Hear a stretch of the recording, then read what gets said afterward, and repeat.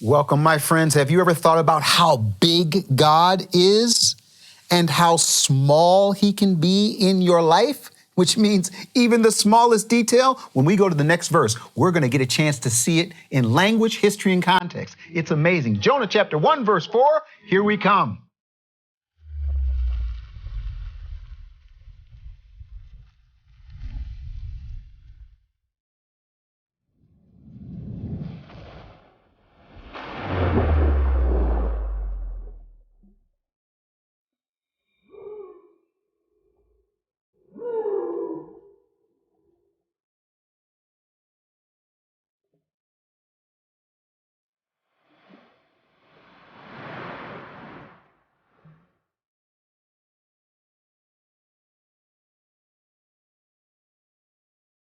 Welcome back, my friends. This is really going to get even more interesting as we continue with what I call like the cause and effect that's taking place. We're only in the 4th verse and there's a whole lot that's happened. Jonah chapter 1, verse 4, we're back to the NIV. As I mentioned earlier, we're going to go between the JPS and the NIV. The NIV, basically Christian translators, the JPS, Jewish Publication Society, Jewish translators, and sometimes, say sometimes, a little agenda can sometimes get in the way with the translation. What we're able to do here is to dive deep by having the original Hebrew in front of us, both translations looking at them, but as I mentioned earlier, we're going to switch between which is going to be the main translation we're looking at.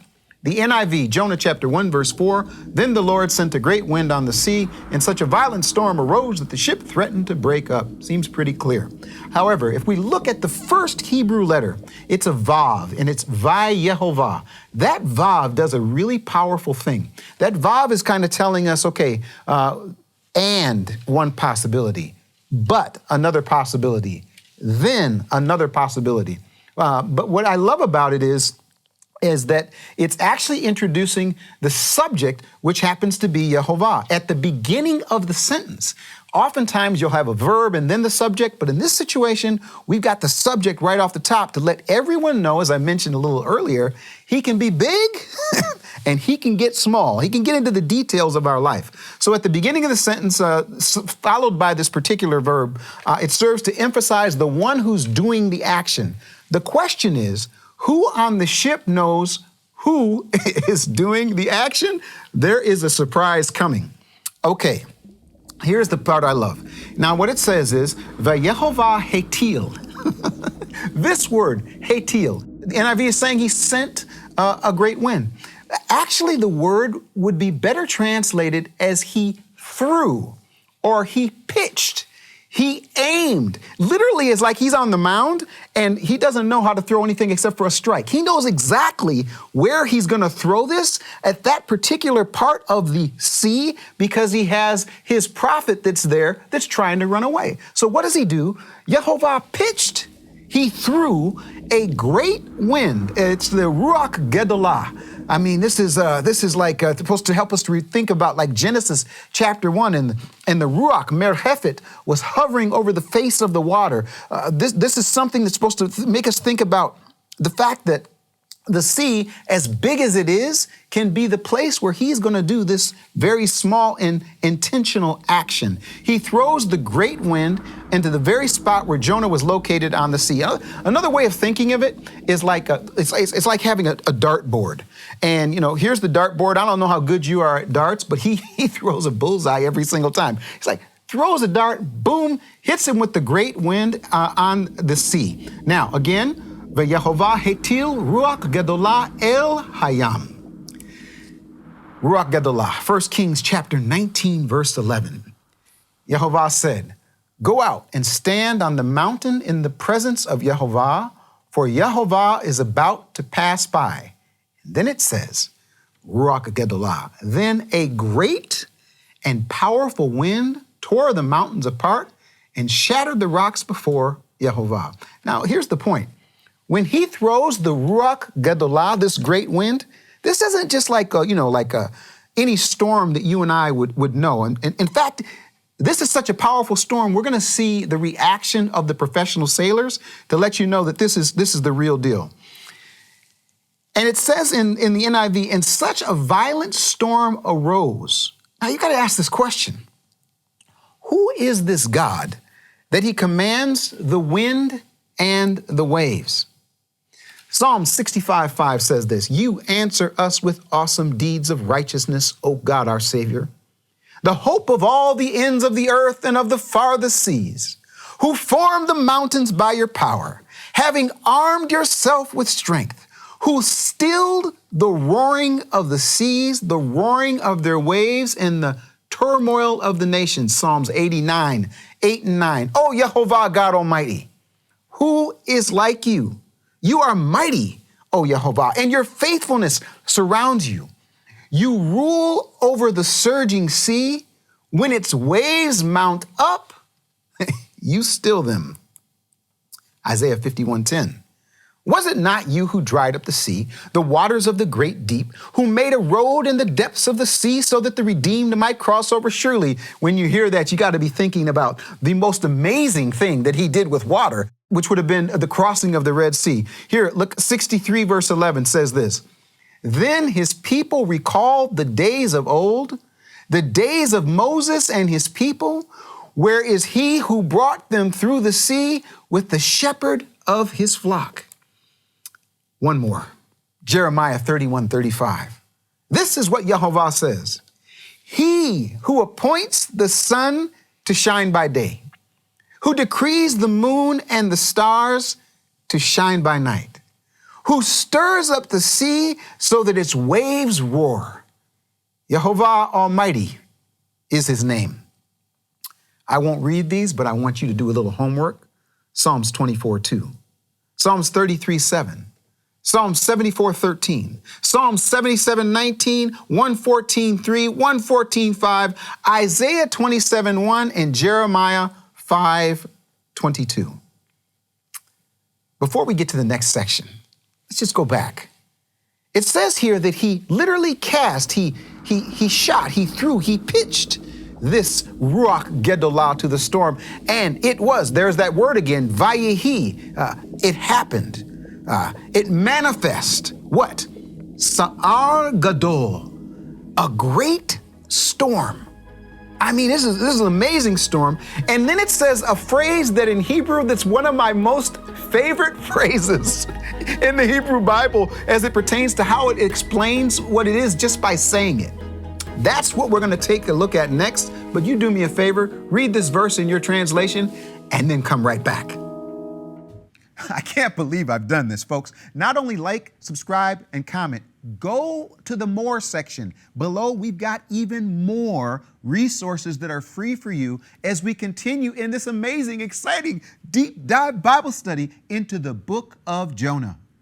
All right, you all, this might just be me, but when I came across these two words, I kind of like sat on them for a while. I mean, it was a strange sort of thing. The NIV says that there was such a violent storm that the ship threatened to break up. Now, in Hebrew, it says, V'ha'onia hishva lehishaver. These two words are playing, they're dancing together. They're actually saying something to us, both in terms of what we hear, what we see, and what it means. I want to do something, if I can. For those who have not taken advantage of the Biblical Hebrew audio course, no problem. You don't need to do that, though it's free. I don't understand why you wouldn't do it. It's free. But for those who don't want to do that, I want to take one little part of what I said in that Biblical Hebrew audio course regarding these two words. If it's okay, I'd like to read right from, I didn't mention this. I guess I forgot to tell you. Not only is it an audio that has both the reading of the Hebrew and of course me teaching the Biblical Hebrew, but there's a necessary PDF that goes with it. And that PDF gives you the ability to see consonants and vowels and how they work and the writing of it and all that. But every once in a while, I'll add a little something. And I added something regarding this because we're talking about pronunciation, explanation, translation, and application. Let me read this from episode number 4, lesson number 4. What I like about the structure of this verse is that it establishes grammatically and practically that Yehovah's first action then manifested itself as a great storm upon the sea. In other words, sometimes the first action, a great wind, causes a second action, a great storm, which then causes a reaction that is described in a classic Hebrew grammatical fashion. It is so cool to me to read these two words, chishva lehishaver, and know that they serve the twin functions of both sound and meaning. The meaning is based on a PL verb. Don't worry about that, folks. You'll understand that later. Later, it's a verb of intensity, followed by a nifl infinitive construct, meaning it, the ship, thought about something. This is so cool. So the ship, look. First of all, the storm comes, and I mean, it's rocking, it's waving, and the ship has a thought. What's the thought? I'm about to be broken. Now, for the second function as sound. Even though the words do not have the same root, they do have a similar sound. I absolutely love the explanation by one scholar named Jack Sasson. He says this.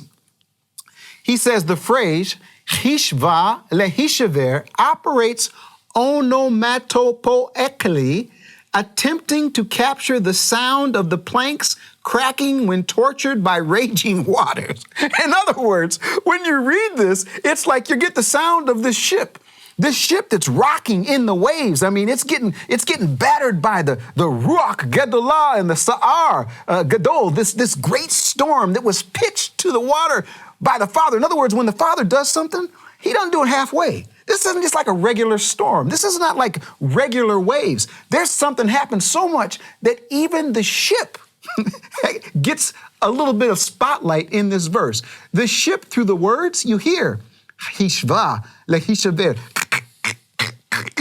These things are, the wood is starting to crick. If you've ever been, like the wood is starting to make sounds and you can hear the moving like that. The ship is saying, look, I am about to break up.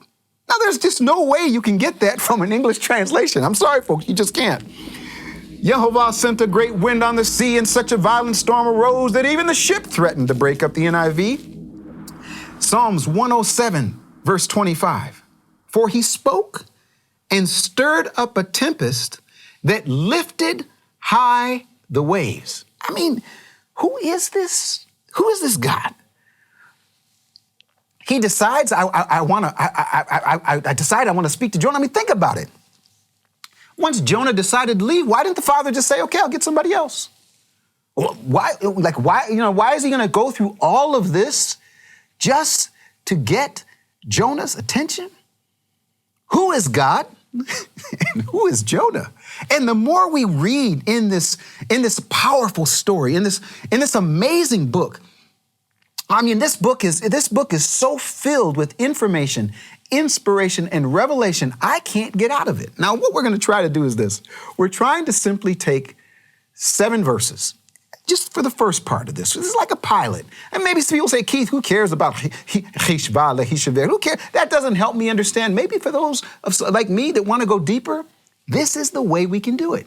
You get an opportunity right now to learn the consonants and the vowels and putting these words together so that you could do this really cool thing with tools. In other words, I'm not trying to get people to say, you go through this biblical Hebrew audio course and you become a Hebrew scholar. No, this is an opportunity for you to get some tools to learn for yourself, where you could actually have seen that word and put the other word together and said, wait, what's going on here? And maybe you come up with that revelation. But what we know for a fact is this. This storm was so amazing. This storm was so powerful. This storm came from the bosom of the creator of the universe. When he decided to send this Ruach Gedolah, the wind itself caused an action. I was saying this for a while. Cause and effect. Action and reaction. Action and reaction. Jonah decides, I'm out of here. What that vav really says, the vav at the beginning is saying then or so. Okay, Jonah, you did this, so I tell you what I'm going to do. Then here's what I'm going to do.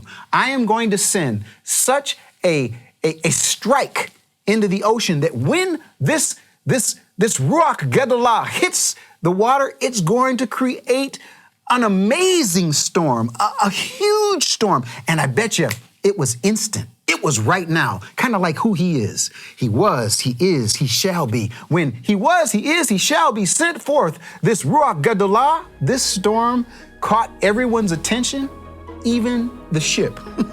The ship is preaching about who he is. He sent such a strong storm and such an amazing situation The ship thought, I'm out of here too. I hope to see you back as we continue our study. Hey folks, I found this when I actually taped the promo for this series. It's a shark tooth. We are taking territory, and we're going to do that with your help. We need you to like. We need you to comment. We need you to share. Embed it on your website if you'd like. Let's keep sending this message around the world about the deep dive Bible study into the book of Jonah. I have to take you all back in a little bit of history. I actually went to my seminary at Trinity Evangelical Divinity School, and I remember we had to take a Hebrew course, and I'll never forget it. So I'm sitting there. Dr. Sailhammer was the professor, and he starts out and he starts writing up on the board these letters that look like Klingon to me, and he's writing the wrong way, and I'm thinking, what is he doing? Like, what is this? Come to find out that as he was writing the wrong way, according to me, is actually the right way according to Hebrew. And as I was going through this course, every letter, every vowel, as I went through time after time after time, I got so excited about this. And here's what excited me. What excited me was, now I'm actually not looking at someone's translation. I'm actually looking at the language that represents what he originally gave. And it did something deep in my soul to the point that after my Hebrew course, I actually went to Dr. Sailhammer and asked him if I could do an individual study where I would read Hebrew Bible as an individual study. And as a result, he actually did a commentary where he asked me to do some reading of that commentary. Come to find out, because of the way I was reading it, there were certain things that I got, certain things that jumped off the page that he even said to me that he used in his commentary. But the reason I'm saying that is that the opportunity is going to come. That initially, when you see these letters, even as I'm putting them up here, we're giving you both the Hebrew to the right and then the transliteration to the left. I've asked this amazing group of people that are helping me put this together to find a way to communicate graphically what's happening. Hopefully what's going to happen is you're going to see the Hebrew to the right and the transliteration. That's going to allow you to be able to speak it. But there's nothing like being able to interact with it yourself. And as you interact with it yourself, you start feeling a level of confidence that this was the language that the Father selected. He could have selected any language. He selected Hebrew. And it happens to look backwards to us, but it's not backwards in terms of its purpose. It's actually the right way. So what I want to do now is the little section that I call Lost in Translation. And now I'm going to give you my translation. Now, when I give you my translation, folks, I'm not trying to be different. I'm not trying to disagree with the NIV or the JPS. I simply am trying to communicate based on what we see in Hebrew. So let's take a look at Jonah chapter 1, verse 4, according to the KJV, the Keith Johnson version. So there's that Vav. So what happened is this was over here. So as a result, cause, effect. So Yehovah threw. Now, I could have used the word pitched, and that would have been okay. What he did is he threw a great wind to the sea and a great tempest. I'm using the word tempest because that's the most, like that makes me think kind of like, it's not just a storm. This is like an automatic thing. I mean, this is something that when it hit, I don't know if you've ever been out on the water where something hit, just the clouds rolled in and boom. It was that kind of thing. So it's like such a great tempest came upon the sea so that the ship itself thought to break in pieces. Again, to me, when I read this verse and when I think that I'm interacting with this amazing Hebrew language and it kind of jumps off the page like that. Now, again, it may not be radically different than the NIV, but hopefully what you're able to get is what happens to me. The more I read it, the more it settles in my spirit. The more it settles in my spirit, the more it begins to expand. The more it begins to expand, the more information, inspiration, and sometimes, even a little bit of revelation. What I decided to do, and this is all happening so fast, you all, it's like a tempest came. Regarding this whole series and the Biblical Hebrew audio course, it's like the Father pitched something and now the tempest is here. So much of this is happening right now. What we're going to do is this.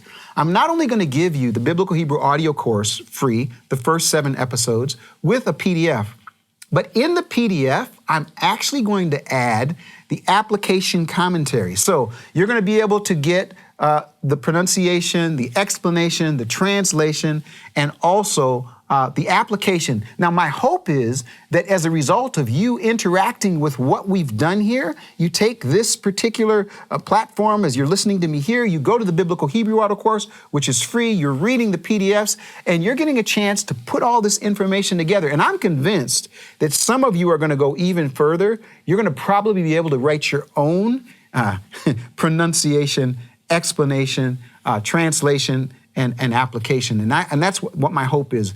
The idea is not for you to walk away and say, wow, that guy really knows what he's talking about. No, that guy's gonna help me to know for myself how I can interact with the language, with the history, with the context, so that I can pronounce it, so that I can explain it, I can translate it. Who knows? Even I might be able to apply it. Did you know he can command the storms in the sea and the storms in your life? Visit bfainternational.com today and join our online academy for free. You'll get immediate access to start watching all of Keith Johnson's latest programs, including the Time Will Tell series, Rediscovering God's Clock from Israel and Beyond, the Now is the Time miniseries, based in New York City and Washington, D.C., The Road to Reformation, a 10-step study for biblical reformation, the Open Door series, 18 hours of exciting teaching from a national speaking tour, His Hallowed Name, a series on God's name that was banned from TV. Also, hear directly from Keith Johnson through weekly personal blog updates. Why delay? Visit bfainternational.com right now. Then click the Enter the Academy button. Visit us today. Hey folks, if it's okay, I gotta bring out my trusty lock. I love this lock. Actually, it's my wife's lock. She said I could use it when I came here. She found this some years ago, and I've used it at different times as an image. But I wonder how many of you feel like your Bible is like this lock. You know, it doesn't seem like you can get it to the point that sometimes you put it down, you're like, I can't understand it. And then this guy comes along and says, okay, now we can learn Hebrew. And you say, oh, no, I'm not interested in that. I will tell you something. There is an opportunity that we have right now in these days where information is increasing. We now have tools, software programs, Bible programs. And really what I really want to be able to do is to help you so that you can begin to use those tools in the same way that I am. I mean, everyone doesn't have to do what I've had to do. And I've been around some excellent scholars, people who read the Hebrew Bible like I would read the USA Today. That's not my goal. My goal is to be able to understand it, to teach it, to apply it in my life, and hopefully you will do the same. But remember, if we take language, history, and context, it's as if our Bibles just start to unlock.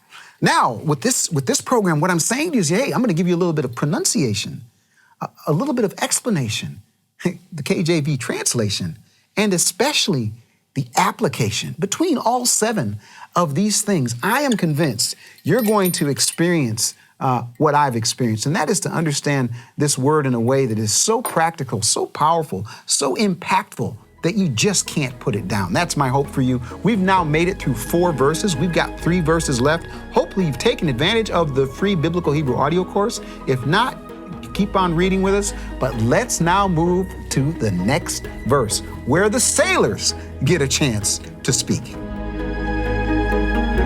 Shalom, Torah fans. Give this video a thumbs up and share it with a friend. Tap the subscription button and the bell icon, and I promise to update weekly with in-depth biblical research. Be sure to download the new michaelrood.tv app for both mobile and home devices for even more commercial-free content.